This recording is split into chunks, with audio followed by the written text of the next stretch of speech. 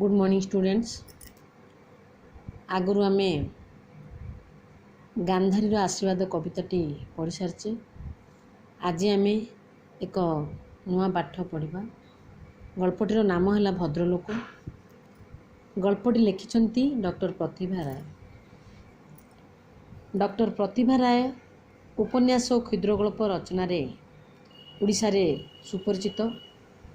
शिक्षा विभाग रे दीर्घकाल अध्यापना कार्य करी 1998 से स्वेच्छाकृत भाव में निज इच्छा अनुसार कौन करते अवसर ग्रहण करते चाकरी रिटायरमेंट करते। ए पर्यंत तांकर 25टी उपन्यास, 23टी गल्प संग्रह, 6टी भ्रमण कहानी समेत अनेक शिशु साहित्य, अनुवाद साहित्य ग्रंथ सबू प्रकाशित होइछि।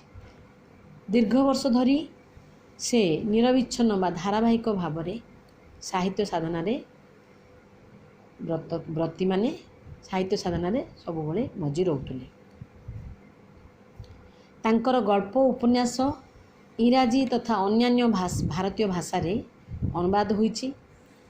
ओडिशा साहित्य एकाडेमी, केंद्र साहित्य एकाडेमी, सारला पुरस्कार, ज्ञानपीठ और मूर्तिदेवी पुरस्कार एवं सरस्वती पुरस्कार रे से सम्मानित होइछन्ति। तांकर रचित याज्ञसेनी होची ओडिया साहित्य क्षेत्र में एक अनन्य सृष्टि। संक्षिप्त भद्रलोक गल्परे से समाज और सामाजिक विवर्तन बा परिवर्तनर एक सफल चित्र ए गल्परे उपस्थापन करिसंति। ए पिला माने चलो वर्तमान आम गल्पटी विषय वस्तु उपर आलोचना करिबा। गल्पटी होची एक शिक्षक और छात्रर बा छात्रीर आदर्श छात्र, आदर्श शिक्षक और छात्रीर विषय वस्तु एटे वर्णना कराई। शिक्षक आदर्श चरित्र को वर्णना करने संगे संगे गल्परे छात्री प्रति थिबा तांकर ममता को मध्य दर्शाई। ता सहित गाल्पिका कहिसंती जे बाहर को चाकचक्य देखा जाउथबा लोक भद्रलोक नुहंती, जड़े आदर्शवादी चरित्रवान लोक होउछंती भद्रलोक। गल्परे नारायण मास्टर चारि चारि थर सुभद्रा को देखिबा पई बा भेटिबा पई गला परे से फेरी आसथिले एवं शेष रे सुभद्रा सहित नारायण मास्टर भेट न होई ता पाखकू एक चिट्ठी लिखिथिले, जहाँ आम ये गल्परे पढ़ा। अचिन्ना अक्षरर चिट्ठी अजणा कौतूहल रे मन को सबुकाले उल्लसित करे। अचिन्ना अक्षर माने जानि नथिबो, चिन्हि हो नथिबो अक्षर गुड़िक से चिट्ठी जदि आम पढ़ा मनरे कौतूहल माने व्यग्र बा आग्रह जात होतुबो, कौन से चिट्ठी थिबो, कौन थिबो से भितरे ताहा मध्य मन को आनंदित मध्य करतुबो। कहीं ना किसी अचिन्ना अक्षर होइतिबो, से चिट्ठी भितर सब कौन लिखाई, किए देइछि से चिट्ठी, ए सब मन रे गोटे आग्रह होतुबो, व्यग्र होतुबो मन रे जानिया पई, आउ ताहा मध्य मन को आनंदित मध्य करे। किंतु चिट्ठीटा शेष कला बेलकू सुभद्रा विषण्ण हो जाइतिला। एई चिट्ठीटी जेतेबेले पढ़िथिला कि सुभद्रा तांकर शिक्षक नारायण मास्टर देथिले। जेतेबेले सुभद्रा से चिट्ठीटी शेष कला सेतेबेले ता मन विषण्ण माने दुखित हो जाइतिला। कैशोरर स्वप्न भली दूर समयर स्वर धोई हुई अक्षर गुड़ा अचिन्ना पालटि जाइतिले भी चिट्ठी शेष रे से नाटी निज गाँ आकाशर जन्म भली उज्ज्वल स्निग्ध आउ चिर अभुला होई स्मृतिपटरे जिकिजिकी होतिला। जेतेबेले सुभद्रा चिट्ठी पढ़िथिला, से चिट्ठी पढ़िला परे शेष होला बेलकू ता मनरे मनटी दुख हो जाइतिला। काहेकि ना कैशोरर स्वप्न भली माने किशोर अवस्था रे पिला माने तुम बरी बयसर पिला माने अनेक स्वप्न देखता, किंतु से सब कौन हुए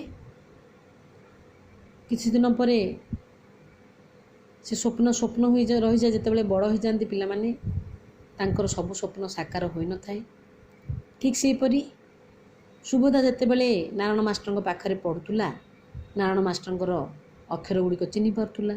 କିନ୍ତୁ ଯେହେତୁ ସୁଭଦ୍ରାର ବିବାହ ହୋଇଯାଇଛି ବହୁତ ଦିନ ହେଲା, ତେଣୁ ନାରାୟଣ ମାଷ୍ଟରଙ୍କର ଅକ୍ଷର ଗୁଡ଼ିକ ଅଚିହ୍ନା ଅକ୍ଷର ହୋଇ ପାଲଟି ଯାଇଥିଲା ତା ପାଇଁ।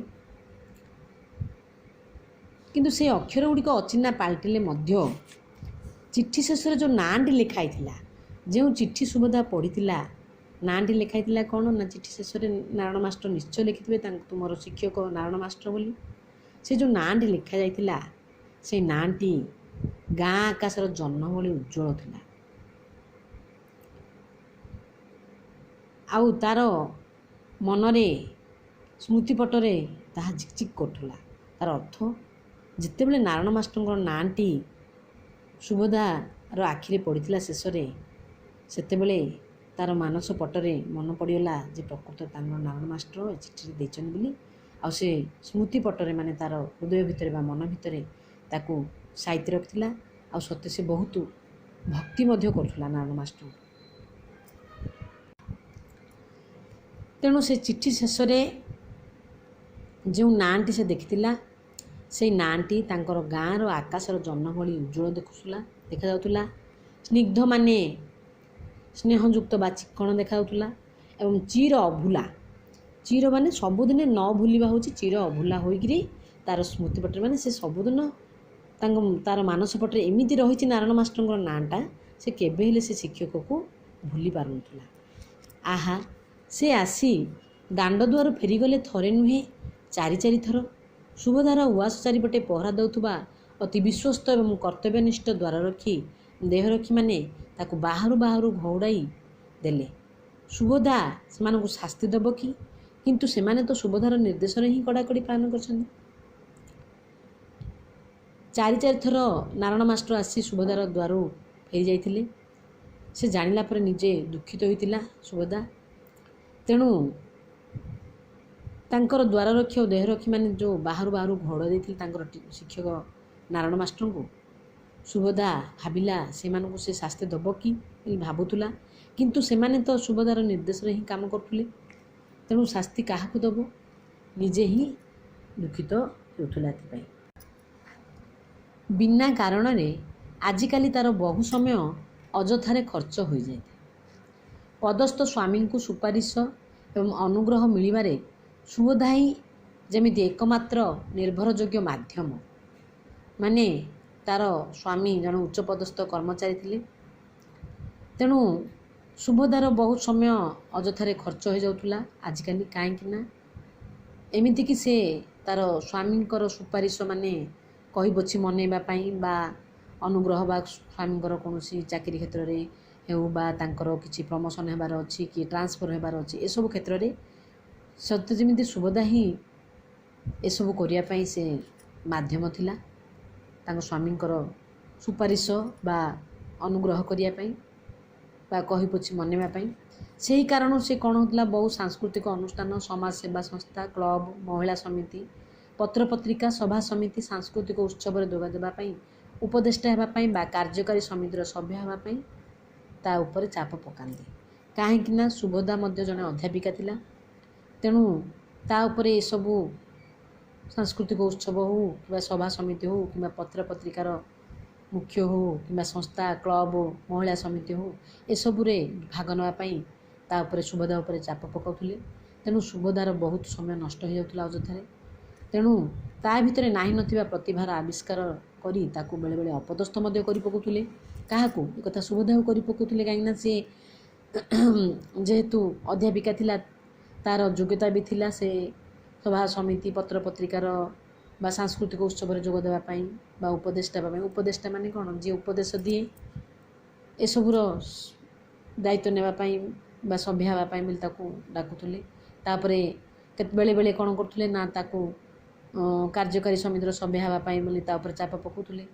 ନାହିଁ ନଥିବା ପ୍ରତିଭାର ସବୁ ତାଙ୍କର ବିଭିନ୍ନ ପ୍ରତିଭା ଅଛି ବୋଲି କହିକି ତା ଉପରେ ମାନେ ତାକୁ ଅପଦସ୍ଥ ମଧ୍ୟ କରୁଥିଲେ। ତେଣୁ ସେଥିପାଇଁ କ'ଣ କରୁଥିଲା ସୁଭଦ୍ରା, ନିର୍ଦ୍ଦେଶ ମାନେ କଡ଼ାକଡ଼ି ନିର୍ଦ୍ଦେଶ ଥିଲା ସୁଭଦ୍ରାର ଯେ ଲୋକ ଦେଖି ଭିତରକୁ ଛାଡ଼ିବ ବା ବାହାରକୁ ଫେରାଇ ଦେବ। ଯେହେତୁ ସୁଭଦ୍ରାର ନିର୍ଦ୍ଦେଶ ଥିଲା ଯେ ଲୋକ ଦେଖି ଭିତରକୁ ଛାଡ଼ିବ ନହେଲେ ବାହାରକୁ ଫେରାଇ ଦେବ, କାରଣ ସେମାନେ ଅନେକ ଲୋକ ଆସି ତାଙ୍କର ବହୁ ସମୟ ଖର୍ଚ୍ଚ ନଷ୍ଟ କରିଦେଉଥିଲେ ଆଉ ସଭା ସମିତିରେ ବା ସାଂସ୍କୃତିକ ଉତ୍ସବରେ ଯୋଗ ଦେବା ପାଇଁ ବାଧ୍ୟ କରୁଥିଲେ। ତେଣୁ ସୁଭଦ୍ରା ଏସବୁ କାରଣରୁ ସେ କ'ଣ କରୁଥିଲା, କଡ଼ାକଡ଼ି ନଜର ଥିଲା ତା ଦ୍ୱାରରକ୍ଷୀମାନଙ୍କୁ ଯେ ଲୋକ ଦେଖି ଭିତରୁ ଛାଡ଼ିବ, ନହେଲେ ବାହାରୁ ତାକୁ ଫେରାଇ ଦେବ। ସ୍କୁଲ ଯାଉଥିବା ସୁଭଦ୍ରାର ପୁଅ ଝିଅମାନେ ମଧ୍ୟ ଜାଣିଯାଇଥିଲେ ବୈଠକ ଘରେ କେଉଁମାନେ ବସିବା ଯୋଗ୍ୟ, କିଏ ବାହାରେ ଅପେକ୍ଷା କରିବା କଥା, କିଏ ଫାଟକ ସେପଟୁ ଫେରିଯିବ ଉଚିତ। ସେହି ଗଣନା ଅନୁସାରେ ସେମାନେ ଜଗି ରଖି ଫୋନ୍ରେ ବି ଉତ୍ତର ଦେଇ ଶିଖିଲେଣି। ଏମିତିକି ତା'ର ପିଲାମାନେ ମଧ୍ୟ ଶିଖିଗଲେଣି ଯେ ସୁଭଦ୍ରା କହିବା ଅନୁସାରେ କେଉଁମାନେ ଘରେ ବସିବା କଥା, କେଉଁମାନେ ବାହାରୁ ଫାଟକ ମାନେ ଗେଟ୍ ପାଖରୁ ଫେରିଯିବା କଥା, ଏସବୁ ମଧ୍ୟ ପିଲାମାନେ ସବୁ ଜାଣିସାରିଲେଣି। ପିଲାମାନେ ଉପସ୍ଥିତ ବୁଦ୍ଧି ଖଟାଇ ତାହା ମିଛ କହିବାରେ ମଧ୍ୟ ବେଳେବେଳେ ସୁଭଦ୍ରାକୁ ବେଳେବେଳେ ଖରାପ ଲାଗେ। କାହିଁକିନା ମାଆ ଯେହେତୁ ମନା କରିଛନ୍ତି, ତେଣୁ ଲୋକ ଦେଖିକି ସେମାନେ ଭିତରକୁ ଡାକନ୍ତି, ବାହାରୁ କେତେ ଜଣଙ୍କୁ ଫେରାଇ ଦିଅନ୍ତି। ତେଣୁ ଏସବୁ ବେଳେବେଳେ ମିଛ ବି କହିବାକୁ ପଡ଼େ। ଏସବୁ ଦେଖୁଛି ସୁଭଦ୍ରା, ଜାଣୁଛି ସତ, କିନ୍ତୁ ଯଦି ପିଲାମାନେ ମିଛ ନ କହିକି ସେମାନଙ୍କୁ ଯଦି ଗେଟ୍ ବାହାରୁ ନ ଫେରାଇବେ ତାହେଲେ ଅନେକ ଝାମେଲା ବା ଅସୁବିଧାରେ ପଡ଼ିବାକୁ ହେଉଥିଲା। ତେଣୁ ଆଜିକାଲି ନିଜ ଘର ଅପେକ୍ଷା ଅନ୍ୟ ଘରର ବୈଠକ ଘରେ ସମୟ କଟାଇବାରେ ବେଶୀ ଲୋକମାନେ ଆଗ୍ରହ କରନ୍ତି। ତେଣୁ ଏସବୁ ଜାଣିବା ପରେ ମଧ୍ୟ ସୁଭଦ୍ରା ଚୁପ୍ ରହୁଥିଲା। ଆଉ ସେ ନିଜେ ଭାବୁଥିଲା ଯେ ପିଲାମାନଙ୍କୁ ଯେଉଁ ଭୁଲ କରୁଛନ୍ତି, ଭୁଲ କହୁଛନ୍ତି ସେମାନେ, ସେଥିପାଇଁ ସୁଭଦ୍ରା ହିଁ ଦାୟୀ। କିନ୍ତୁ ଏଇଟା କରିବା ପାଇଁ ବାଧ୍ୟ, କାହିଁକିନା ଅନେକ ଲୋକ ଅଛନ୍ତି କ'ଣ କରିବେ ନା ସମୟ କଟାଇବା ପାଇଁ ହେଉ କିମ୍ବା ଅନ୍ୟର ଘରରେ ବସିକି ସମୟ କଟାଇବା ପାଇଁ ହେଉ କିମ୍ବା କିଛି କାମ କରୁନଥିବେ, ସେମାନେ ତାଙ୍କର କାର୍ଯ୍ୟ ବ୍ୟସ୍ତତାରେ ଧାଁ ଦୌଡ଼ କରୁଥିବା ଯୋଗୁଁ ଭଦ୍ରଲୋକମାନେ କ'ଣ କରନ୍ତି, ଆସିକି ସୁଭଦ୍ରା ଘରେ ବସି କଥାବାର୍ତ୍ତା କରିକି ଅନେକ ସମୟ ନଷ୍ଟ କରିଦିଅନ୍ତି। ତେଣୁ ସୁଭଦ୍ରା ବାଧ୍ୟ ହେଉଥିଲା ଯେ ସେ ଯେମିତି ହେଲେ ଲୋକ ଦେଖି ଭିତରକୁ ଡାକିବେ ଏବଂ ଲୋକ ଦେଖି ଫାଟକ ସେପଟୁ ଫେରାଇବେ। ଏସବୁ କଥାକୁ ସୁଭଦ୍ରାର ଦ୍ୱାରରକ୍ଷୀମାନେ ଏବଂ ନିଜର ପିଲାମାନେ ମଧ୍ୟ ତାକୁ ପାଳନ କରୁଥିଲେ। ତା ବୋଲି ଶେଷରେ ତାକୁ ହିଁ ଫେରିଯିବାକୁ ହେଲା ଫାଟକ ସେ ପାଖରୁ। ଥରେ ହେଲେ ଏମାନେ ସୁଭଦ୍ରାକୁ ପଚାରି ଗଲେନି ସେ କିଏ, ତାଙ୍କ ଘରକୁ ଡାକିବା ଉଚିତ କି ନାହିଁ। ତେଣୁ ଏସବୁ ଭାବିଲା। ତା ବୋଲି ଶେଷରେ ତାଙ୍କୁ ମାନେ ଏଥିରେ କିଏ, ଶିକ୍ଷକ ନାରାୟଣ ମାଷ୍ଟର, ତାଙ୍କୁ ହିଁ ଫେରିଯିବାକୁ ହେଲା ଫାଟକ ମାନେ ତାଙ୍କର ଗେଟ୍ ପାଖରୁ। ଥରେ ହେଲେ ସେମାନେ ପଚାରିଲେନି ଯେ ସେ କିଏ, ତାଙ୍କ ଘରକୁ ଡାକିବା ଉଚିତ କି ନାହିଁ ବୋଲି ପଚାରିଲେନି ବୋଲି ଭାବିଲା ସୁଭଦ୍ରା ସେଦିନ ସାରାଦିନ ଅବ୍ୟକ୍ତ ବେଦନାରେ କୁହୁଳିଲା। ଅବ୍ୟକ୍ତ ବେଦନା ମାନେ ବହୁତ କଷ୍ଟ ହେଲା ଭଳି ବେଦନା। ସେ ବହୁତ କଷ୍ଟ ହେଉଥିଲା, କାହିଁକିନା ତାଙ୍କର ଅତି ପ୍ରିୟର ନାରାୟଣ ମାଷ୍ଟର ଚାରି ଥର ଆସି ସୁଭଦ୍ରାର ଫାଟକ ବାହାରୁ ଚାଲି ଯାଇଥିଲେ। ଜାଣିଲା ପରେ ନିଜକୁ ବହୁତ ଦୁଃଖିତ ମନେ କଲା ଏବଂ କଷ୍ଟ ଅନୁଭବ ମଧ୍ୟ କରୁଥିଲା। ଶେଷ ଥର ପାଇଁ ଗତ ବୁଧବାର ଦିନ ସକାଳେ ସେ ଫେରି ଯାଇଛନ୍ତି ବୋଲି ଚିଠିରେ ଲେଖିଥିଲେ। ବୋଧହୁଏ ସକାଳେ ସୁଭଦ୍ରା କୁଆଡ଼େ ଯାଇଥିଲା। ସୁଭଦ୍ରା ମନେ ପକାଇଲା ଯେ ସେଦିନ ସେ ସାରା ସକାଳ ଘରେ ରହିଥିଲା। ଯେଉଁଦିନ ନାରାୟଣ ମାଷ୍ଟର ଶେଷରେ ଲେଖିଥିଲେ ବୁଧବାର ଦିନ ସକାଳେ ଫେରି ଯାଇଛନ୍ତି ବୋଲି, ସେଦିନ ସାରା ଘରେ ସେ ଥିଲେ। ତେବେ ସେ ଫେରିଗଲେ କାହିଁକି? ସୁଭଦ୍ରା ଗୋଟି ଗୋଟି କରି ସମସ୍ତଙ୍କୁ ପଚାରିଲା। କେହି ଭଦ୍ରଲୋକ ସେଦିନ ତାକୁ ଆସି ଖୋଜିଥିଲେ କି? ସମସ୍ତେ ମନ ପକାଇ କହିଥିଲେ ନା, କେହି ଭଦ୍ରଲୋକ ସେଦିନ ସୁଭଦ୍ରାଙ୍କୁ ସକାଳେ ଖୋଜି ନାହାନ୍ତି। ଯେଉଁ କେତେ ଜଣ ସୁଭଦ୍ରାଙ୍କ ଦେଖା ନ ପାଇ ଫେରି ଯାଇଛନ୍ତି, ସୁଭଦ୍ରା ସେମାନଙ୍କୁ ଦେଖା ଦେବାକୁ ଚାହିଁଲେ ନାହିଁ ବୋଲି ସେମାନଙ୍କୁ ଫେରାଇ ଦିଆଯାଇଛି। ଏମିତି ତ ସବୁଦିନ ହୁଏ। କେତେ ଲୋକ ବୈଠକ ଘରେ ବସନ୍ତି, କେତେକ ବାହାରୁ ଫେରିଯାଆନ୍ତି। ସେଦିନ କେହି ଫେରିଯାଇଛି ବୋଲି ସୁଭଦ୍ରା ଆଜି ଏତେ ବିବ୍ରତ କାହିଁକି? ଥରେ ନୁହେଁ, ଚାରି ଥର ସେ ଆସି ସୁଭଦ୍ରାର ବନ୍ଦ ଫାଟକ ଦ୍ୱାରରୁ ଫେରିଛନ୍ତି ବୋଲି ଭାବିବା ମାତ୍ରେ ଗୋଟାଏ ଗୁରୁତର ଅପରାଧବୋଧ ସୁଭଦ୍ରାର ଛାତି ଭିତରେ ଅଜଗର ସାପ ଭଳି ଗୁଡ଼େଇ ହେଇ ଚକା ବାନ୍ଧୁଥାଏ, ତାକୁ ଆଶ୍ୱସ୍ତରେ ଅସ୍ଥିର କରୁଥାଏ। ଯେହେତୁ ନାରାୟଣ ମାଷ୍ଟର ସୁଭଦ୍ରାଙ୍କର ଘର ପାଖରୁ ଚାରି ଥର ଆସି ଫେରି ଯାଇଛନ୍ତି, କିନ୍ତୁ ଏମିତି ତ ସବୁବେଳେ ହୁଏ। ତଥାପି ସୁଭଦ୍ରା ଆଜି କାହିଁକି ଏମିତି ହେଉଛି ନା, ଯେହେତୁ ତାଙ୍କର ଅତି ପ୍ରିୟର ନାରାୟଣ ମାଷ୍ଟର ଫେରି ଯାଇଛନ୍ତି। ଏକଥା ଭାବିଲା ପରେ ସୁଭଦ୍ରା ନିଜକୁ ଗୋଟେ ଗୁରୁତର ଅପରାଧ କଲା ପରି ଲାଗୁଛି, ନିଜେ ଭାବିଛି। ଏବଂ ସତେ ଯେମିତି ତା'ର ଗୋଟେ ଅଜଗର ସାପ ତା ଦେହରେ ଗୁଡ଼େଇ ହେଲା ଭଳି ତାକୁ ଅଣନିଶ୍ୱାସୀ ଲାଗୁଛି। ତାକୁ ଆଶ୍ୱସ୍ତିରେ ଅସ୍ଥିର କରୁଥାଏ। ତାକୁ ଆଶ୍ୱସ୍ତି ନିଜେ ସେଥିରୁ ମୁକୁଳିବା ପାଇଁ ତାକୁ ଅସ୍ଥିର ଲାଗିଲା ଭଳି ଲାଗୁଥିଲା। ଯେହେତୁ ନାରାୟଣ ମାଷ୍ଟର ଚାରି ଥର ତାଙ୍କ ଘର ପାଖରୁ ଫେରି ଯାଇଥିଲେ। ତେଣୁ ଏସବୁ ତାକୁ ଅଜଗର ସାପ ଗୁଡ଼େଇ ହେଲା ପରି ନିଜକୁ ଅସ୍ୱସ୍ତିକର ଲାଗୁଥିଲା। ତା'ର ଏହି ଭାବପ୍ରବଣତାକୁ ବୁଝିବା ପାଇଁ ଏ ଘରେ କେହି ନାହାନ୍ତି। ଏମିତିଆ କଥାଟାଏ ପଦସ୍ଥ ସ୍ୱାମୀଙ୍କୁ କହି ତାଙ୍କର ସମୟ ନଷ୍ଟ କରାଯାଇପାରେ ନା। ପିଲାଏ ଏକଥା ଶୁଣି ଅବଜ୍ଞାରେ ହସି ଉଡ଼ାଇବେ। ସୁଭଦ୍ରା କାହାକୁ ଏକଥା ବୁଝାଇବ ଯେ ଯିଏ ଆସି ବାରମ୍ବାର ତା'ର ଉଆସ ଦ୍ୱାରରୁ ଫେରିଯାଇଛନ୍ତି ସେ ତା'ର ହୃଦୟ ଭିତରେ ଆସନ ଜମାଇ କେତେ କାଳରୁ ବସିଛନ୍ତି ବୋଲି। ତେଣୁ ଏକଥା ସେ କାହାକୁ କହିବ? ନିଜ ସ୍ୱାମୀ ତ ଉଚ୍ଚପଦସ୍ଥ, ତାଙ୍କୁ କହି ସ୍ୱାମୀଙ୍କର ସମୟ ନଷ୍ଟ କରିବା ପାଇଁ ସେ ଚାହୁଁନି। ଆଉ ପିଲାଙ୍କୁ ଯଦି କହିବ ସେ ପିଲାମାନେ ହସରେ ଉଡ଼େଇ ଦେବେ। ତେଣୁ କାହାକୁ ଏକଥା ବୁଝାଇବ ଯେ ବାରମ୍ବାର ତା ଦ୍ୱାରରୁ ଯିଏ ଫେରିଛନ୍ତି ସେ ହେଉଛନ୍ତି ତା'ର ଅତି ନିଜର, ବା ସେ ଅତି ତା'ର ହୃଦୟ ଭିତରେ କେତେ ବଡ଼ ଆସନ ଦେଇଛି ସେ କଥା ନିଜେ ହିଁ ଭାବୁଛି। ଆଉ ଥରେ ଚିଠିଟାକୁ ପଢ଼ିଲା ସୁଭଦ୍ରା। ଏଥର ଅକ୍ଷର ଚିହ୍ନା ଚିହ୍ନା କଥାଗୁଡ଼ା ଯେମିତି ନିଜ ହୃଦୟ ଭିତରୁ ଭାସି ଆସୁଛି। ତାପରେ ଯେତେବେଳେ ଚିଠି ପଢ଼ିଲା ଦ୍ୱିତୀୟ ଥର ଲେଖା ଥିଲା ମା ସୁଭଦ୍ରା। ଚିଠିରେ କ'ଣ ଲେଖା ଥିଲା ତାହା ଆମେ ପଢ଼ିବା। ଜଗନ୍ନାଥଙ୍କ କୃପାରୁ ସର୍ବ ଶୁଭରେ ଥା। ତୋର ସବୁ ସୁଖବର, ତୋ ସ୍ୱାମୀଙ୍କର ଯଶ ଖ୍ୟାତି, ତୋ ପିଲାମାନଙ୍କର କୃତିତ୍ୱ ସବୁ ଖବର ମୁଁ ରଖିଛି ଆଉ ସୁଖୀ ହେଉଛି। ଏବେ ମୁଁ ଅକର୍ମଣ୍ୟ, ତଥାପି ଯାଇଥିଲି ଚାରି ଥର ଖାସ୍ ତୋତେ ଦେଖିବା ପାଇଁ। ଥରେ ତୁ ବାହାରକୁ ଯାଇଥିଲୁ, ଆଉ ଥରେ ଠାକୁର ପୂଜାରେ ବସିଥିଲୁ, ତାପର ଥରକ ବୈଠକ ଘରେ ଭଦ୍ରଲୋକମାନେ ଥିବାରୁ ତୁ ବ୍ୟସ୍ତ ଥିଲୁ, ଶେଷ ଥରକ ତୁ ଗାଧୁଆ ଘରେ ଥିଲୁ। ମୁଁ ଅପେକ୍ଷା କରିବାକୁ ପ୍ରସ୍ତୁତ ଥିଲି, ମାତ୍ର ତୋ ଲୋକମାନେ କହିଲେ ଘର ସାମ୍ନାରୁ ହଟିଯାଅ, ସାହେବ ଆସିବେ। ଗସ୍ତରେ ଯାଇଛନ୍ତି, 4 ଦିନ ହେବ, ଆଜି ଫେରିବେ। ବାହାର ପାଚେରୀର ଶେଷ ମୁଣ୍ଡରେ ଓଳିଟିଏ ଠିଆ ହେଲି, ତୁ ପଦାକୁ ବାହାରିଲୁ ନାହିଁ। ତୋ ସ୍ୱାମୀ ଫେରିଲେ, ଭାରି ଦୟାବନ୍ତ ପୁରୁଷ। ତାପରେ ଚିଠିରେ ଲେଖା ଥିଲା ଯେ ସେ 4 ଥର ଯାଇଛନ୍ତି। ପ୍ରଥମ ଥର ସେ ବାହାରକୁ ଯାଇଥିଲେ, ଦ୍ୱିତୀୟ ଥର ପୂଜାରେ ବସିଥିଲେ, ତୃତୀୟ ଥର ବୈଠକ ଘରେ ବସିଥିଲେ, ବୈଠକ ଘରେ ଭଦ୍ରଲୋକମାନଙ୍କ ସହିତ ବ୍ୟସ୍ତ ଥିଲେ, ଆଉ ଶେଷ ଥର ସେ ଗାଧୁଆ ଘରେ ଥିଲେ, ଅପେକ୍ଷା କରିଥିଲେ। କିନ୍ତୁ ସାମ୍ନାରୁ ତାଙ୍କୁ ହଟିଯିବା ପାଇଁ କୁହାଗଲା, ତଥାପି ସେ ଓଳିଏ ଠିଆ ହେଲେ, ତଥାପି ସେ ସୁଭଦ୍ରା ବାହାରକୁ ବାହାରି ନଥିଲେ।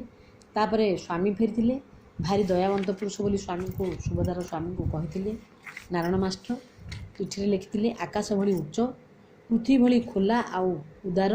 ମୋ ଉପରେ ଆଖି ପଡ଼ିବା ମାତ୍ରେ ଟିକେ ଅଟକି ଗଲେ, ପକେଟରୁ ଟଙ୍କା 2ଟି କାଢ଼ି ବଢ଼ାଇ ଦେଲେ, କହିଲେ ନିଅ ବୁଢ଼ା, କେଡ଼େ ଖରାଟାରେ ଠିଆ ହୋଇଛ, ଯାଅ ଏଥର। ମୋତେ ଭିକାରୀ ଭାବିଲି ବୋଲି ମୋର ଦୁଃଖ ହେଲାନି। ମୋର ରୂପ ଆଉ ବେକ ତ ସେମିତି ହୋଇଛି, ବରଂ ଖୁସି ହେଲି ତାଙ୍କର ବଦାନ୍ୟତା ଦେଖି। ମାନେ ସେ ବଦାନ୍ୟତା ମାନେ ଉଦାରତା। ତାଙ୍କର ସ୍ୱାମୀ ଆସିକି ତାଙ୍କୁ ନାରାୟଣ ମାଷ୍ଟରଙ୍କୁ ଠିଆ ହେବାର ଦେଖିକି ତାଙ୍କୁ 2 ଟଙ୍କା ପକେଟରୁ କାଢ଼ି ଦେଇଥିଲେ। ଦୟାବନ୍ତ ଲୋକ ବୋଲି ସେ ଚିଠିରେ ଲେଖିଥିଲେ ନାରାୟଣ ମାଷ୍ଟର ତାଙ୍କ ସ୍ୱାମୀଙ୍କର। ତେଣୁ ଦୁଃଖ ଲାଗିଲାନି ଭିକାରୀ ବୋଲି, କିନ୍ତୁ ମୋର ରୂପ ସେମିତି ହେଇଛି ବୋଲି ସେ କହିଥିଲେ। କିନ୍ତୁ ଖୁସି ହେଲି ତାଙ୍କର ବଦାନ୍ୟତା ମାନେ ଉଦାରତା ଦେଖିକି ମୁଁ ଖୁସି ହେଲି।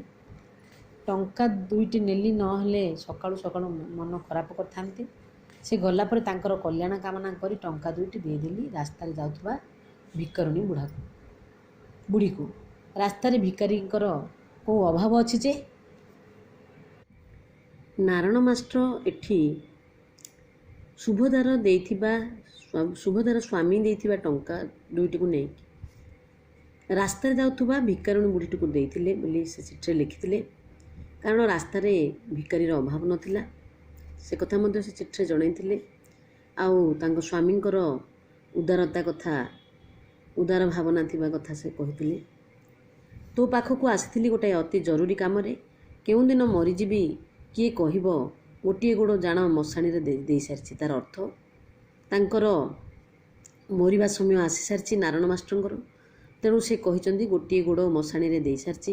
ପୁଅ ବୋଲି ଗୋଟିଏ ଯେ IFL ହୋଇ ପାଠରେ ଡୋରି ବାନ୍ଧିଲା, ତା'ର ଅର୍ଥ ପୁଅ ବୋଲି ତାଙ୍କର ଗୋଟିଏ ପୁଅ ଥିଲା। ଆଏ ମାନେ ବର୍ତ୍ତମାନର +2 ସେ ଫେଲ୍ ହୋଇକି ପାଠରେ ଡୋରି ବାନ୍ଧିଲା, ମାନେ ପାଠ ପଢ଼ା ବନ୍ଦ କରିଦେଲା। ଏବେ ବେକାର ହୋଇକି ଅଛି, ମୋର କିଛି ଉପାୟ ନାହିଁ, ତୁ ସାହାଯ୍ୟ କରିବୁ, ଏଇ ଆଶାରେ ଆସିଥିଲି 4 ଥର। ଈଶ୍ୱରଙ୍କର ବରାଦ ନାହିଁ ମୋତେ। ସେ କହିଲେ ଯେ ଯେହେତୁ କିଛି ସାହାଯ୍ୟ ପାଇବା ପାଇଁ ନାରାୟଣ ମାଷ୍ଟର ସୁଭଦ୍ରାଙ୍କ ପାଖକୁ 4 ଥର ଆସିଥିଲେ, କିନ୍ତୁ ତାଙ୍କର ପୁଅ ବୋଲି ଗୋଟିଏ, ସିଏ ମଧ୍ୟ +2 ଫେଲ୍ ହେଇକି ବା IAS ଫେଲ୍ କରିକି ପାଠପଢ଼ା ବନ୍ଦ କରିସାରିଛି, ବେକାର ହୋଇକି ଅଛି। ଆଉ ତୁ ସାହାଯ୍ୟ କରିବୁ ବୋଲି ସେ ଆଶାରେ ଆସିଥିଲି, କିନ୍ତୁ ଈଶ୍ୱରଙ୍କର ବରାଦ ନାହିଁ, ମାନେ ଈଶ୍ୱରଙ୍କର ବୋଧେ ଇଚ୍ଛା ନାହିଁ ଯେ ନାରାୟଣ ମାଷ୍ଟରଙ୍କ ସହିତ ବା ସୁଭଦ୍ରାର ସହିତ ନାରାୟଣ ମାଷ୍ଟରଙ୍କର ଭେଟ ହେବ। କେମିତି ତୋ ସଙ୍ଗେ ଦେଖା ହେବ? ଥରେ ଗାଁରୁ ଭୁବନେଶ୍ୱର ଯିବାରେ 15 ଟଙ୍କା ଖର୍ଚ୍ଚ। ମୋର ଶକ୍ତି ପାଉନାହିଁ, ସାମର୍ଥ୍ୟ କୁଳଉ ନାହିଁ। ତୁ ଉତ୍ତର ଦେଲେ ଯାହା କରିବି। ଅକର୍ମଣ୍ୟ ହେବାରୁ ତୋର ସାହାଯ୍ୟ ଲୋଡ଼ିଲି, କିଛି ଖରାପ ଭାବିବୁ ନାହିଁ। ଇତି ମାଷ୍ଟ୍ରେ। ଚିଠିରେ ଯାହା ଯାହା ଲେଖା ଥିଲା ଆମେ ଏଥିରେ ପଢ଼ିଲେ ଯେ ପ୍ରକୃତରେ ନାରାୟଣ ମାଷ୍ଟର ସୁଭଦ୍ରାର ସାହାଯ୍ୟ ପାଇବା ପାଇଁ ଆସିଥିଲେ। ତାଙ୍କର ବୟସ ବଢ଼ିଯାଇଥିଲା, ତେଣୁ ସେ ମଶାଣିରେ ଗୋଡ଼ ଦେଇସାରିଛି, ଅର୍ଥାତ୍ ବୟସ ପାଖାପାଖି ତାଙ୍କର ମରଣ ମୃତ୍ୟୁ ପାଖାପାଖି ହେଇସାରିଥିଲେ। ସେ ତାଙ୍କର ଗୋଟିଏ ପୁଅ ଥିଲା, ସେ ପୁଅ ବି ବେକାର ଅଛି, ତେଣୁ କିଛି ସାହାଯ୍ୟ ଆଶାରେ ସେ ଆସିଥିଲେ ବୋଲି ଲେଖିଥିଲେ ଚିଠିରେ। କିନ୍ତୁ ଈଶ୍ୱରଙ୍କର ଇଚ୍ଛା ନଥିବାରୁ ବୋଧେ ଭେଟ ହୋଇପାରିଲା ନାହିଁ, ବୋଧେ ଈଶ୍ୱରଙ୍କ ଭଗବାନଙ୍କର ବରାଦ ନାହିଁ ବୋଲି ସେ କହିଥିଲେ। ତେଣୁ କେମିତି ତୋ ସାଙ୍ଗରେ ଦେଖା ହେବ? ଥରେ ତ ଗାଁରୁ ଭୁବନେଶ୍ୱର ଗଲେ 15 ଟଙ୍କା ଖର୍ଚ୍ଚ ହେଉଛି, ତେଣୁ ତାଙ୍କ ପାଖରେ ଏତେ ସାମର୍ଥ୍ୟ ନାହିଁ। ତେଣୁ ତୁ ଉତ୍ତର ଦେଲେ ଯାହା କରିବୁ ବୋଲି ସେ ଚିଠିରେ ଲେଖିଥିଲେ। ସେ ଯେହେତୁ ନାରାୟଣ ମାଷ୍ଟର ଅକର୍ମଣ୍ୟ ଥିଲେ ବା କିଛି କରିପାରୁନଥିଲେ କାମଧନ୍ଦା, ତେଣୁ ତାର ସାହାଯ୍ୟ ଲୋଡ଼ିଥିଲେ ସୁଭଦ୍ରାର। କିଛି ଖରାପ ଭାବିବୁ ନାହିଁ ବୋଲି ଚିଠି ମଧ୍ୟ ଶେଷରେ ଲେଖିଥିଲେ। ସମୟର ଚକ ତଳେ ଘସରା ହୋଇଯାଇଥିବା ଅସ୍ପଷ୍ଟ ମୂର୍ତ୍ତିଟିଏ ଆଖି ଆଗରେ ସ୍ପଷ୍ଟ ହୋଇ ଦିଶୁଛି। ସମୟର ଚକ ତଳେ ମାନେ କ'ଣ? ଯେତେବେଳେ ସମୟ ବଢ଼ି ବଢ଼ି ଚାଲେ, ଯେକୌଣସି ମଣିଷର ମଧ୍ୟ ସମୟ ତା ଅନୁସାରେ ବଢ଼ି ଚାଲେ। ତେଣୁ ସମୟର ଚକ ତଳେ ଘସରା ହୋଇଯାଇଥିବା ଅସ୍ପଷ୍ଟ ମୂର୍ତ୍ତି, ଗୋଟେ ମୂର୍ତ୍ତି ଯେମିତି ଘଷି ହୋଇଗଲା ପରେ ସ୍ପଷ୍ଟ ଭାବରେ ଦେଖାଯିବନି, ଠିକ୍ ସେହିପରି ନାରାୟଣ ମାଷ୍ଟରଙ୍କର ବୟସ ବଢ଼ିଯିବା ପରେ ପରେ ସେ ସେମିତି ଦେଖାଯାଉଥିଲେ। କାହିଁକିନା ବୟସ ହେଲା ପରେ ମୁଣ୍ଡର ଚୁଟି ପାଚିଯିବ, ହାତ ଗୋଡ଼ କାମ ଦେବନି, ଧୀରେ ଧୀରେ ଚାଲିବେ, ବାଙ୍କଡ଼ା ବାଡ଼ି ଟିକେ ବା ବଙ୍କୁଲି ବାଡ଼ି ଧରିକି ଚାଲିବେ, ଏମିତି ଅବସ୍ଥା ଆସିଥାଏ। ଠିକ୍ ସେହିପରି ଅସ୍ପଷ୍ଟ ମୂର୍ତ୍ତି ପରି ଦେଖାଯାଉଥିଲେ। ଆଗରେ ସ୍ପଷ୍ଟ ହୋଇ ଦିଶୁଛି, କିନ୍ତୁ ତାଙ୍କର ପ୍ରକୃତ ରୂପ ବର୍ଣ୍ଣନା କରାହେଇଛି ଏଠି। ଚତୁର୍ଦ୍ଧା ମୂର୍ତ୍ତି ଭଳି ନିଦା ପିଟା ଶ୍ୟାମଳ ବିଶାଳ ମୂର୍ତ୍ତିଟିଏ। ତାର ଅର୍ଥ ଚତୁର୍ଦ୍ଧା ମୂର୍ତ୍ତି ମାନେ ଚୌରାସିଆ ଲୋକ, ପୁରା କେମିତି ତାଙ୍କର ବର୍ଣ୍ଣ ଥିଲା ଶ୍ୟାମଳ ବର୍ଣ୍ଣ, ମାନେ ସାବର୍ଣ୍ଣିଆ ବିଶାଳ ମୂର୍ତ୍ତିଟିଏ ପରି, ମାନେ ବଡ଼ ଶରୀର ତାଙ୍କର ଥିଲା। ଗୋଲ ମୁଣ୍ଡ, ଚକାପୋଇ ମୁହଁ, ବଡ଼ ବଡ଼ ଗଭୀର ଆଖି, ପୃଥଳ ଉଦର ମାନେ କ'ଣ? ପେଟ, ବଡ଼ ଗୋଟେ ପେଟ, ଖୁମ୍ବ ଭଳି ମଜବୁତ ଗୋଡ଼, ହାତ କବାଟ ଭଳି ଚଉଡ଼ା, ମାନେ ଖୁମ୍ବ ଭଳି ମଜବୁତ ଗୋଡ଼ ଆଉ ହାତ, କବାଟ ଭଳି ଚଉଡ଼ା ଜବର ପିଠି। କବାଟ ଯେମିତି ଚଉଡ଼ା, ସେମିତି ତାଙ୍କର ପିଠିଟି ଚଉଡ଼ା।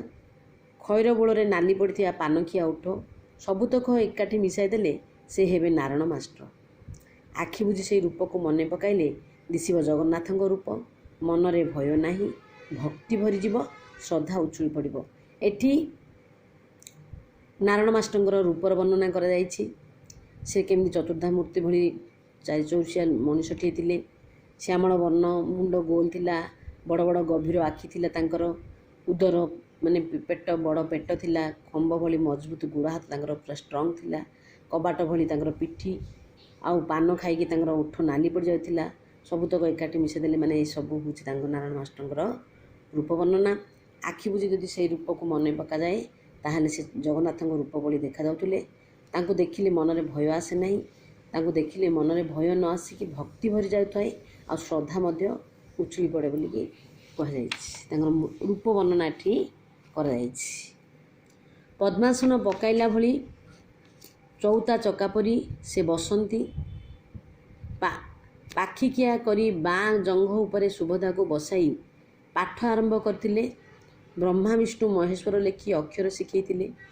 ଏଇ ନାରାୟଣ ମାଷ୍ଟର ସୁଭଦ୍ରାକୁ ପଦ୍ମାସନ ପକାଇକିରି ତାଙ୍କର ବାମ ପଟରେ ଥିବା ଜଙ୍ଘ ଉପରେ ବସାଇକି, ଛୋଟ ଥିଲାବେଳେ ଯେତେବେଳେ ସୁଭଦ୍ରା ଛୋଟ ହୋଇଥିଲା ବା ତାର ଖଡ଼ି ଛୁଆଇଥିଲା, ଯେଉଁମାନେ ପ୍ରଥମ କରି ସ୍କୁଲକୁ ବିଦ୍ୟାଳୟକୁ ଗଲା ପରେ ଖଡ଼ି ଧରିକିରି ଛୁଆଇଥାନ୍ତି, ପାଠ ଆରମ୍ଭ କରିଥାନ୍ତି, ସେଇ ନାରାୟଣ ମାଷ୍ଟର ସୁଭଦ୍ରାର ପାଠ ଆରମ୍ଭ କରିଥିଲେ। ତାର ବାମ ପଟରେ ତାଙ୍କର ଜଙ୍ଘରେ ବସାଇ ବ୍ରହ୍ମା ବିଷ୍ଣୁ ମହେଶ୍ୱର ଲେଖିକି ଅକ୍ଷର ଶିଖେଇଥିଲେ।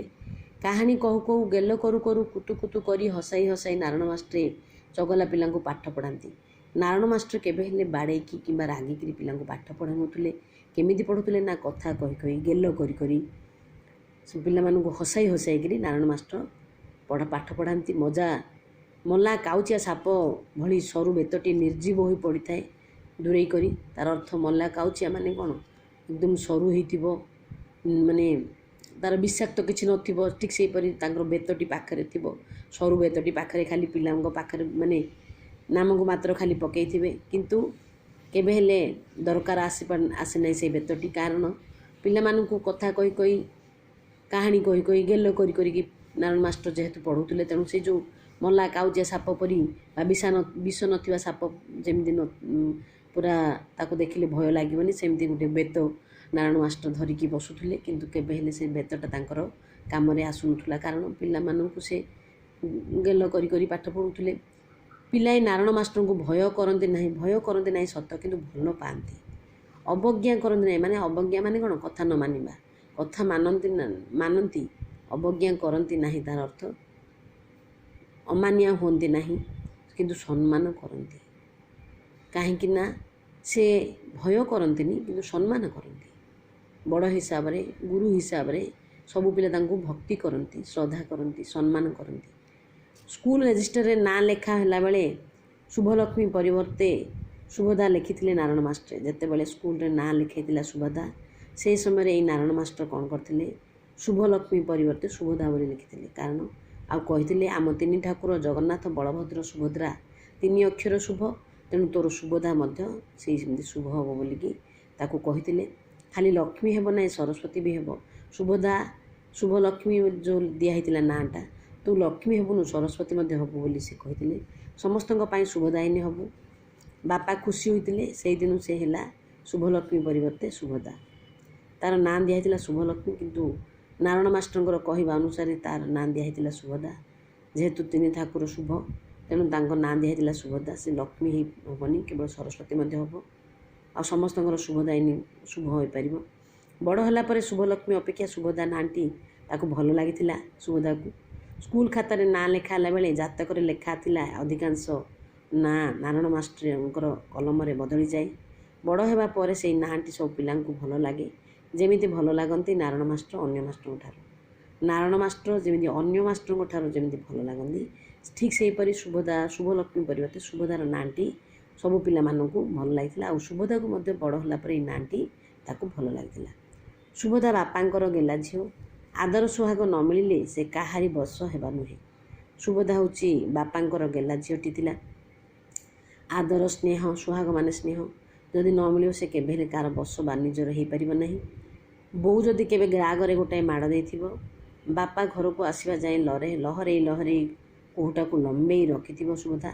ବାପାଙ୍କୁ ଦେଖିଲେ କଞ୍ଚା ଅମୃତଭଣ୍ଡାର ଟେକା ମାଡ଼ ବାଜିଲା ଭଳି ଶୁଖିଯାଇଥିବା ଲୁହଧାର ପୁଣି ଥରେ ଝରଝର ଝରିଯିବ। ତାର ଅର୍ଥ, ଯଦି ବା କୌଣସି କାରଣରୁ ବୋଉ ତାକୁ ଘରେ ଟିକେ ମାରିଥିବେ ଚାପଡ଼ାଟି, ସେ ଲହରେଇ ବାପା ଆସିଲା ପର୍ଯ୍ୟନ୍ତ କାନ୍ଦୁଥିବ, ଟିକେ ଟିକେ ହେଇକି କାନ୍ଦୁଥିବ।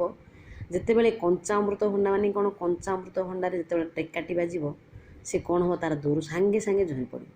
ଠିକ୍ ସେହିପରି ଯେତେବେଳେ ସୁଭଦ୍ରାର ବୋଉ ମାରିଥିବେ ଘରେ ସେ ହେଉଥିବ, କିନ୍ତୁ ଯେତେବେଳେ ତା ବାପା ଘରେ ପ୍ରବେଶ କରିବେ, ସାଙ୍ଗେ ସାଙ୍ଗେ କେଉଁଠି ଥିବ ସେ ଲୁହ, କଞ୍ଚା ଅମୃତଭଣ୍ଡାରେ ଟେକାଟି ମାରିଲେ ଯେମିତି ତାର ଦୂର ଝରି ପଡ଼େ, ଠିକ୍ ସେହିପରି ସୁଭଦ୍ରାର ଆଖିରୁ ଲୁହ ମଧ୍ୟ ଝରି ପଡ଼େ। ଭୁଲି ହୋଇଯାଇଥିବା ମାଡ଼ର କଷ୍ଟଟା ଲଙ୍କା ମରିଚ ବାଟିଥିବା ହାତ ପରି ପୁଣି ଥରେ ରୁଗ୍ ହୋଇ ପଡ଼ି ଉଠିବ। ମାନେ ସେ ବୋଉ ଯେଉଁ ବାଡ଼ିଥିବେ ସେ ହେଇକି ଥିବ, କିନ୍ତୁ ଆଖିରୁ ଲୁହ ବାହାରୁ ନଥିବ, କିନ୍ତୁ ବାପାଙ୍କୁ ଦେଖିଲା ପରେ କ'ଣ ହେବ, କଞ୍ଚା ମରିଚ ଯେତେବେଳେ ବାଟିଥିବ ହାତ ପରି କ'ଣ ହେବ, ଜୋର କିନା ଦେଖିଲେ, ମାନେ ତାର ଅର୍ଥ ବାପାଙ୍କୁ ଦେଖିଲେ ତାର ସେଇ ଲୁହ ପୁଣି ଥରେ କାନ୍ଦି ଉଠିବ, କୋହ ମଧ୍ୟ ମନରେ ଜାଗି ଉଠିବ। ବାପା ତାର ପିଠିରେ ଆଉଁସି ଦେବେ। ବିନା କାରଣରେ ସୁନା ଝିଅଟାକୁ କାହିଁକି ମାଡ଼ ଗାଳି ଦିଅ ବୋଲି ତା ବୋଉ ଉପରେ ଟିକେ କୃତ୍ରିମ ରୋଷ, ମାନେ ପ୍ରାକୃତିକ ନୁହଁ, ଟିକେ ଉପରେ ରାଗ ରଖିବେ। କିନ୍ତୁ ଝିଅର ମନକୁ ବୁଝେଇବା ପାଇଁ ବୋଲିକି ତା ବାପା ଉପରେ ରାଗ ହେଉଥିବେ ତାଙ୍କ ବୋଉ ଉପରେ। ବାସ୍ ସୁଭଦ୍ରା ନିଆଁରେ ପାଣି ପଡ଼ିଲା ପରି ଥପ୍ କରି କାନ୍ଦ ବନ୍ଦ କରିବ। ଏସବୁ କହିଦେଲେ ଯେତେବେଳେ ଏତିକି ବାପା ତାଙ୍କ ବୋଉଙ୍କ ଆଗରେ କହିଦେବେ, ତାହେଲେ ସାଙ୍ଗେ ସାଙ୍ଗେ ସୁଭଦ୍ରା କ'ଣ କରିବ ନା ତା କାନ୍ଦ ବନ୍ଦ କରିଦେବ। ଓଠରେ ହସର ବିଜୁଳି ଖେଳାଇ ବୋଉ କାନିରେ ମୁହଁ ଲୁଚାଇବ। ତାପରେ ସାଙ୍ଗେ ସାଙ୍ଗେ ବୋଉକୁ ଯେତେବେଳେ ଗାଳି ଦେଇଦେବେ, କୃତ୍ରିମ ଗାଳି ଟିକେ ଦେଇଦେବେ, ତାର ବାପା ସୁଭଦ୍ରାର ସାଙ୍ଗେ ସାଙ୍ଗେ ତାର ମୁହଁରେ ହସ ବାହାରି ପଡ଼ିବ। ଆଉ ତାର ବୋଉର କାନିରେ ମୁହଁକୁ ଯାଇକି ଲୁଚାଇବ, କହିବ ବୋଉ ବାପା ତୋତେ ମିଛଟାରେ ଗାଳି ଦିଅନ୍ତି, କାହିଁକି ଯେ ତୁ ଜମାରୁ ମନ ଦୁଃଖ କରୁନୁ, ମୋ ସୁନା ବୋଉଟା ପରା। ଏମିତି କହିକିରି ସୁଭଦ୍ରା ଏତେ ଗେଲା ଥିଲା ଯେ ତା ବାପା ବୋଉ ଯଦି କୌଣସି କାରଣ ଟିକେ ଗାଳି ଦିଅନ୍ତି ବା ମାଡ଼ ଦିଅନ୍ତି, ତାହେଲେ ସେ ବାପାଙ୍କର ବହୁତ ଗେଲା ଝିଅ ଥିଲା। ତେଣୁ ବାପାଙ୍କ ଆଗରେ ସେ ସକେଇ ହେଇକି ଟିକେ କାନ୍ଦୁଥିଲା। ଆଉ ଯାହାକି ବୋଉକୁ ଟିକେ ବାପା ଯଦି ଗାଳି ଦିଅନ୍ତି ତାହେଲେ ସାଙ୍ଗେ ସାଙ୍ଗେ ତାର କାନ୍ଦ ବନ୍ଦ ହେଇଯାଉଥିଲା। ତାପରେ ସାଙ୍ଗେ ସାଙ୍ଗେ ସେ ଯାଇକି ସୁଭଦ୍ରା ତା ବୋଉ ଆଗରେ ପୁଣି ବୋଉର କାନି ଲୁହରେ ମୁହଁକୁ ପୋଛିକି ପୁଣି ବୋଉଙ୍କ ପାଖରେ ମୋ ବୋଉଟା ପରା, ସୁନା ବୋଉଟା ପରା କହିକି ସେମାନେ ଏମିତି ସୁଭଦ୍ରାର ଯେହେତୁ ଗେଲା ଝିଅ ଥିଲା, ଏ କଥା ଗଳ୍ପରେ ବର୍ଣ୍ଣନା କରାଯାଇଛି। ସୁଭଦ୍ରା ଏମିତି କାହାରି କଡ଼ା କଥା ପଦେ ସହିବନି, ଆଉ କାହା ମନରେ ଦୁଃଖ ଦେବା କଥା ବରଦାସ୍ତ କରିବନି। ସୁଭଦ୍ରା ଥିଲା ଅତି ସରଳ ଝିଅଟି, ତେଣୁ ସେ କାହା ମନରେ କାହାର କଥା ଟିକେ ସହିପାରିବନି କି କାହା ମନରେ ମଧ୍ୟ ଦୁଃଖ ଦେବନି। ରଙ୍ଗଣୀ ଫୁଲ ଭଳି ଲହୁଣୀ ମନଟିଏ। ରଙ୍ଗଣୀ ଫୁଲ କ'ଣ ରାତିରେ ଫୁଟିଲେ ସେ ସକାଳୁ ଝଡ଼ିଯାଏ, ଅତି ନରମ ଅତି କୋମଳ। ଲହୁଣୀ କ'ଣ, ଲହୁଣୀଟା ଯଦି ଟିକେ ପଦାରେ ରଖିବା ତାହେଲେ ସାଙ୍ଗେ ସାଙ୍ଗେ ତରଳିଯିବ। ଠିକ୍ ସେହିପରି ସୁଭଦ୍ରାର ମନ ମଧ୍ୟ ଟିକେ ଲହୁଣୀ ପରି ଆଉ ରଙ୍ଗଣୀ ଫୁଲ ପରି ତାର ମନ ଆଉ ହୃଦୟ ଥିଲା। ଛୁଇଁଦେଲେ ଦାଗ ପଡ଼ିଯାଏ, ଏତେ ସରଳ ଥିଲା, ତାର ଗୋରା ଦେହ ଥିଲା, ତାକୁ ଛୁଇଁଦେଲେ ମଧ୍ୟ ଦାଗ ପଡ଼ିଯାଏ। ନାରାୟଣ ମାଷ୍ଟର ସେ କଥା ଜାଣନ୍ତି, ଏତେ ସରଳିଆ ଝିଅ, ଏତେ ସୁକୁମାରିଆ ଝିଅ ବୋଲି ନାରାୟଣ ମାଷ୍ଟର ମଧ୍ୟ ସୁଭଦ୍ରା କଥା ଜାଣିଥାନ୍ତି। ନାଲି ଆଖି ଦେଖାଇ ସୁଭଦ୍ରା ଠାରୁ ପାଠ ଆଦାୟ କରିହୁଏ ନା, କାରଣ କାନ୍ଦି କାନ୍ଦି ସୁଭଦ୍ରାର ଆଖି ଦୁଇଟା ମାଷ୍ଟରଙ୍କ ଆଖିଠାରୁ ମଧ୍ୟ ଆହୁରି ନାଲି ହୋଇଯିବ। ଯଦି ତାକୁ ଟିକେ ନାଲି ଆଖି ଦେଖାଇଦେବ ସୁଭଦ୍ରାକୁ, ତାହେଲେ ତା ଠାରୁ ପାଠ ଆଦାୟ କରିପାରିବାନି, ଏ କଥା ନାରାୟଣ ମାଷ୍ଟର ଜାଣିଥିଲେ। ତେଣୁ ତାକୁ କ'ଣ କରୁଥିଲେ, ପିଠି ଥାପୁଡ଼େଇ ସାବାସ କରି ସୁଭଦ୍ରାକୁ ସୁଭଦ୍ରା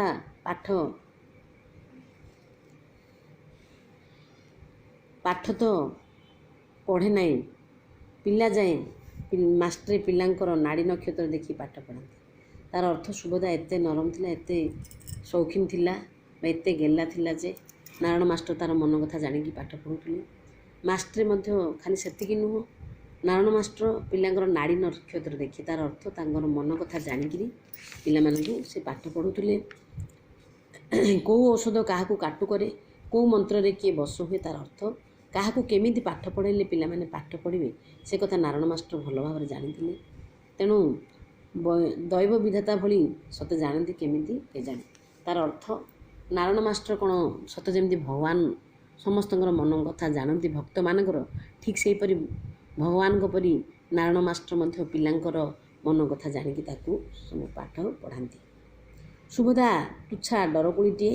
ଅଚିହ୍ନା ମଣିଷ, ଚିହ୍ନା ଗାଁ, ରାସ୍ତା, କୁକୁର, ମାଙ୍କଡ଼, ମଶାଣୀ, ବିଲ, ନାଳ ଉପରେ କାଠପୋଲ, ଟାଇଁ ଟାଇଁ ଖରା ଆଉ ଝାମ୍ପୁଲା ଗଛ ତଳେ ଅନ୍ଧାରିଆ ଛାଇ, ସମସ୍ତେ ତାକୁ ଡରାନ୍ତି।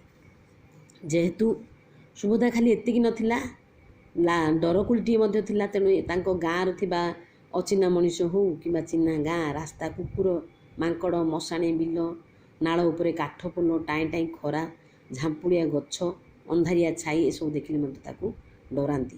ସକାଳ ସ୍କୁଲ ଛୁଟି ହେଲେ ତାକୁ ଡର ନ ମାଡ଼ୁଥିବା ରାସ୍ତା ଯାଏ ବଳାଇ ଦେବା ପାଇଁ ନାରାୟଣ ମାଷ୍ଟର କିଛି ବାଟ ତା ସଙ୍ଗେ ସଙ୍ଗେ ଚାଲିଯାଆନ୍ତି।